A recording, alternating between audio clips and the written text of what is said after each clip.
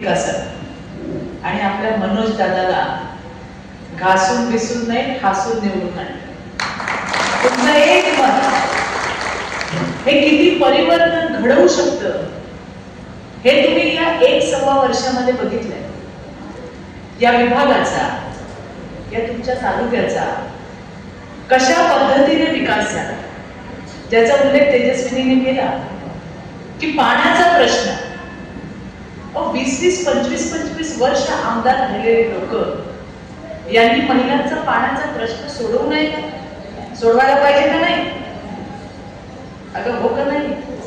सोडवला का? कोणी सोडवला? कोणी सोडवला? अरे बोला की जरा बोला. जेवण ठेवलंय तुम्हाला. कोणी सोडवला प्रश्न? मनोज दादांनी सोडवला. म्हणजे प्रश्न सुटण्यासारखा होता, बरोबर? मग आता ज्याच्यावर विश्वास ठेवून आपण 25 वर्ष त्यांना निवडून दिलं, सुटण्यासारखा पाण्याचा प्रश्न त्यांनी सोडवू नये. पण आज तुम्हाला स्वतःला समाधान वाटतं की नाही की माझं एक म्हणजे फुकट गेलेलं नाहीये. आज जवळपास किती ग निधी किती आलाय? 750 फ्लायओव्हर कुठला कळलं तुम्हाला? कुठला उड्डाणपूल? उमरज पारदर्शक उड्डाणपूल. त्याच्यासाठी सुद्धा 125 कोटी रुपये सँक्शन होऊन आले. ते काय वाजवा. त्या ठिकाणी दादा अविरतपणे तुमच्यासाठी काम करत असतात. आता जितकं काही एकूण मतदार या उमरज मतदार जिल्हा परिषदेच्या गटात आहे त्याच्यात थेट 50% तुम्ही वोटर. किती? 50%.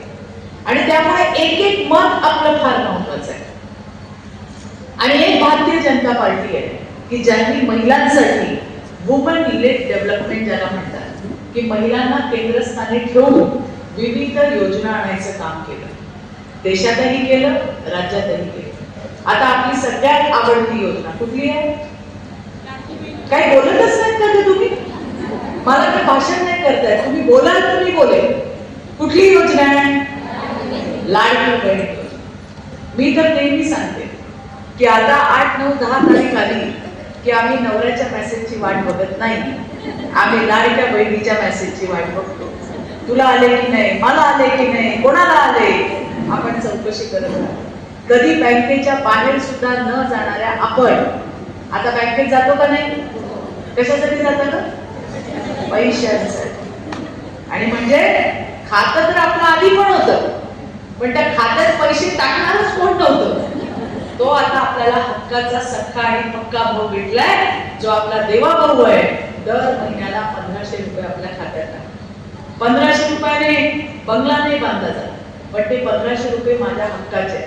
आज मला घरातून मी बाहेर जाते, अर्ध तिकीट मला दिलंय. ते अर्ध तिकीट म्हणजे फक्त अर्ध तिकीट नाही, तो एक आत्मविश्वास आहे. आणि तो आत्मविश्वास द्यायचं काम सुद्धा भारतीय जनता पार्टीने केलं. कित्येक योजना मला तुम्हाला सांगता येईल की त्या माध्यमातून आरोग्य असेल, शिक्षण असेल, अशा विविध क्षेत्रामध्ये भरीव असं योगदान भारतीय जनता पार्टीचं आहे. मैत्रिणींनो, ज्या पद्धतीने भारतीय जनता पार्टी विकास करते, नेहमी देवेंद्रजी मला सांगतात, चित्रताई, भाषणाने पोट भरत नाही. महिलांच्या हाताला काम दिलं पाहिजे आणि त्या कामाला काम दिलं पाहिजे. आर्थिक सक्षम करणं हे गरजेचं आहे. इतके वर्ष आपण महिला सक्षमता, महिला काय म्हणतो त्याला, सक्षम, महिला सक्षम आणि सशक्त महिला हे आपण फक्त भाषणांमध्ये ऐकतोय. पण आज खऱ्या अर्थाने महिला सक्षम झाली. तिच्या खिशामध्ये पैसे आले, आत्मसन्मान वाढला. दर महिन्याला नवऱ्याला आपण सांगायचो, जरा देता का 400 रुपये, 500 रुपये. नवरा म्हणायचा पुढच्या आठवड्यात देतो, थांब जरा. आता चित्र उलट झालंय. 20-22 तारीख आली का माझे भाऊ ऐकतात तिकडे बसून. ते आता बायकोला सांगतात, काय आहे का तुझ्याकडे? आहे का नाही? केवढा चेंज आहे, केवढा चेंज आहे हा. आणि तो झालाय घराघरामध्ये झालाय. अरे आपण जे पैसे जमा करतो ते काय आपल्या साडी चोळीसाठी करतो का? संसारासाठी, माझ्या मुलांसाठी, माझ्या नवऱ्यासाठी, माझ्या घरात कोण आजारी असेल त्याच्यासाठी. हेच आपलं काम आहे. आणि म्हणून हळूहळू कशा पद्धतीने तुम्हाला सक्षम करता येईल याचा सततचा विचार मोदीजी आणि देवाभाऊ करत असतात. मोदीजींनी आता सांगितलंय, देवाभाऊंनी सांगितलंय की आता फक्त लाडक्या बहिणी नाही, आता लखपती दीदी बनवणार आहे. तुम्ही बघा, पुरुष आहेत, पुरुषांनाही सांगितलंय, सगळ्यांना सांगितलंय की जर एखादा धंदा करायचा असेल, एखादा व्यवसाय उघडायचा असेल तर ताईच्या नावाने घ्या. तुम्हाला टॅक्स मध्ये कन्सेशन मिळेल, बाकीच्या ठिकाणी सबसिडी मिळेल. का असं केलंय की महिलेला मुख्य प्रवाहात आणलं पाहिजे. PM आवास योजना आता दादाच्या नाही ताईच्या नावावर असणार आहे. कशासाठी? मुख्य प्रवाहात आणायला. अशा विविध योजना आहेत ज्याच्यामध्ये महिलेला केंद्रस्थानी ठेवलं गेलंय. आणि म्हणून माझ्या महिलांना मला तुम्हाला सांगायचं, पुरुषही करतात पण महिलांना जास्त अक्कल असते पुरुषापेक्षा. खरं का खोटं? खरं आहे का नाही? काय भावानं, खरं का नाही? काय म्हणते साहेब? नाही ना, हो म्हणतायत, हो म्हणतायत. बाईला जास्त अक्कल असते, कारण बाईला भविष्याचा वेध घ्यायची ताकद आहे. तिला माहिती आहे आपल्या संसारासाठी चांगलं काय आहे, वाईट काय आहे, आणि जे चांगलं आहे त्याच्या बरोबर आपण उभे राहतो. आधीची वेळ अशी होती की बॅलेट पेपरवरती असायचं आणि नवरा निघताना सांगायचा या चिन्हावरती ठप्पा मारा. आता घरची बाई सांगते की जिथे असाल तिथे जायचं, कमळाचं बटन दाबायचं. कमळ महालक्ष्मीचं प्रतीक आहे, समृद्धीचं आणि समाधानाचं प्रतीक आहे. आणि त्यामुळे या वेळेला सुद्धा मनोज दादावरती विश्वास ठेवू, मनोज दादाचे हात बळकट करायचे. ते कसे होणार? ते होणार जिल्हा परिषदेला कमळाचे आपले उमेदवार देऊन. आता आपल्याकडे रणजित दादा जाधव इथे आलेले आहेत तुमच्या भेटीला, त्याच्या बरोबरीने आपल्याकडे उमेश मोहिते आलेले आहेत, त्यांच्या सौभाग्यवती इथं बसलेले आहेत, आणि शशिकला ताई फडसे.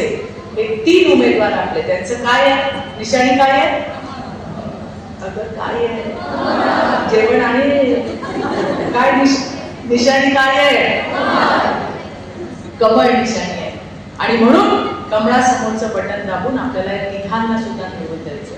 बघा, ज्या वेळेला नगरपालिकांच्या निवडणुका झाल्या, विकासावरती विश्वास ठेवत लोकांनी 1 नंबरची पार्टी बनवली भारतीय जनता पार्टी. मग आता महानगरपालिकेमध्ये सुद्धा विकासावर विश्वास ठेवत 1 नंबरची पार्टी बनली भारतीय जनता पार्टी. आता सुद्धा 12 जिल्ह्यांमध्ये जिल्हा परिषदेच्या निवडणुका चालू आहेत. तुम्हाला विश्वासाने आणि जबाबदारीने सांगते, पुन्हा एकदा महाराष्ट्रामध्ये 1 नंबरची पार्टी ही आपली पार्टी भारतीय जनता पार्टी असणार आहे. टाळ्याचा वाजवा. फारच बायका एकदमच खाटावल्या, हलत नाही, डुलत नाही, बोलत नाही. असं कसं व्हायचं? नवरे सुखी तुमचे, काय काय बोलतच नाही, बायको आपली शांत बसली. आणि म्हणून मैत्रिणींनो, मनोज दादाचे हात बळकट करायची हीच वेळ. मनोज दादा एकटे नाहीये, राज्याचे मुख्यमंत्री देवाभाऊंची ताकद आपल्या मनोज दादाच्या मागे, भारतीय जनता पार्टीची ताकद मनोज दादाच्या मागे. आणि म्हणून मनोज दादाला जे जे काही करता येईल ते आपल्यासाठी करतायत. आताही केलंय, पुढेही करणार आहे. आपलं आता काम आहे, कुठलं बटन दाबायचंय? कुठलं? कमळाचं बटन दाबायचंय. आणि आपले त्या ठिकाणी रणजित जाधव असतील, शशिकलाताई फडसे असतील, उमेश मोहिते असतील, यांना मोठ्या बहुमताने त्या ठिकाणी निवडून द्यायचंय. कुठल्याही बाकीच्या गोष्टीला बळी पडू नका. अभी नाही तो कभी नाही, एवढी गोष्ट लक्षात ठेवा. आणि माझ्या भावांना पण मला सांगायचंय, ज्याच्या मागे महिला त्याचा नंबर पहिला, बरोबर की नाही? त्यामुळे एवढ्या बहिणी या तुमच्या मागे असताना तुम्हाला कोणी हरवू शकत. मी मगाशीच म्हटलं, बायांची एकदम महिला शक्तीची किंमत जबरदस्त आहे. त्या जितकं प्रभावीपणे काम करू शकतात तितकं कदाचितच कोणी करत असेल. आणि यांनाही सांगते, ताईंना, नंदूबाई बघून घ्या तुमच्या सगळ्या केवढ्या आहेत त्या, यांना तुम्हाला सांभाळायचं. येणाऱ्या दिवसामध्ये निश्चितपणे या जिल्हा परिषद गटाचा विकास करण्यासाठी भारतीय जनता पार्टीचे आपण हात मजबूत करूया, एवढंच या ठिकाणी निवेदन करते आणि माझे 2 शब्द थांबवते. जरा हात वर करून घोषणा द्या बघूया सगळ्यांनी.